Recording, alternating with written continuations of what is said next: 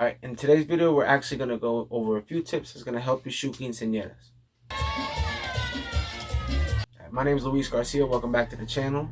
Let's get right into the tip. Tip number one is location scouting. Once you know where the reception is going to be, once you know where the ceremony is going to be, the best thing that you're going to do is actually Google the address just so that you know directions on how to get there. But not only that, but you can actually look at the images that they have online of these places, and that way you can get a look for what it looks like outside and inside, and then you can plan your shots accordingly. Depending on where the location is, you may actually be able to drive up ahead of time and maybe ask around and see if they'll let you in, just so that you can get a feel for the place in person.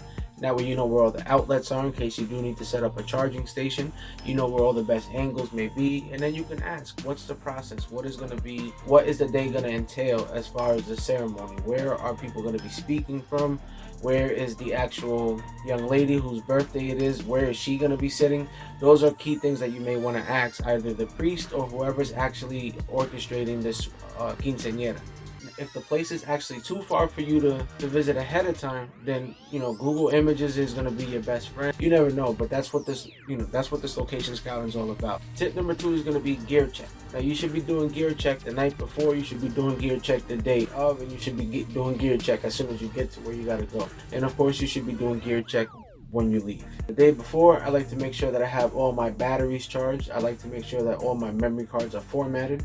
I like to make sure that my lenses are clean. I like to make sure that my bag is organized. I try to bring only what I need, even though I always end up bringing more than what I need. Usually for a quinceañera or any event where you're actually going to be recording for long periods of time, it is recommended that you use a tripod. Number one, going handheld for an hour is not going to be a good idea because it's just going to be super shaky. The tripod is actually going to be something that you can position somewhere and you can just stand and make sure that everything is in order and everything is recorded. And then as soon as you know you have a chance, you can pick it up, boom, go set up somewhere else before the next person speaks, or in between certain parts of the ceremony where you know that you're going to have at least a chance, even if it's 30 seconds, to go from one end of the church to the other.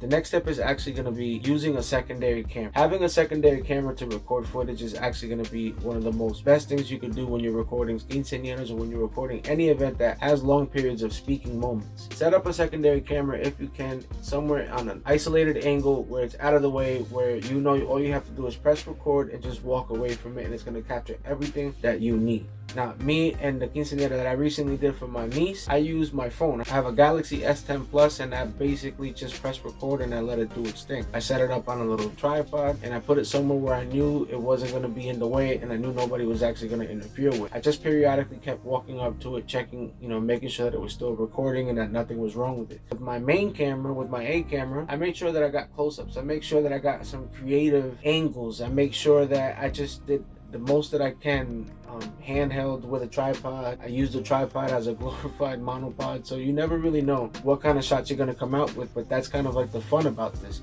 The next tip that I have is a very important one. Make sure that you speak to whoever the coordinator is for these events. Now, 9 times out of 10, if you're dealing with a quinceañera, it's going to be the mom of the person whose birthday it is. It's going to be the grandmother, grandparents, aunts, uncles, whoever you have to deal with. Just make sure that you talk to somebody that knows what's going on and knows where everybody is supposed to be and at what time. That way they can communicate to you, hey, so-and-so is about to do the speech, or hey, we're about to cut the cake, or hey, we're about to sing happy birthday, whatever the case is.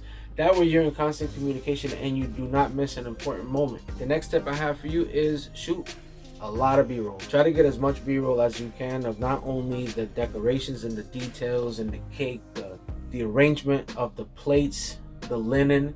Make sure you get B-roll of the DJ. Make sure you get B-roll of people's feet. Make sure you get B-roll of people's hands and arms, faces when they're not paying attention. So when you're shooting your B-roll, try to get angles from behind, from the front, from the side.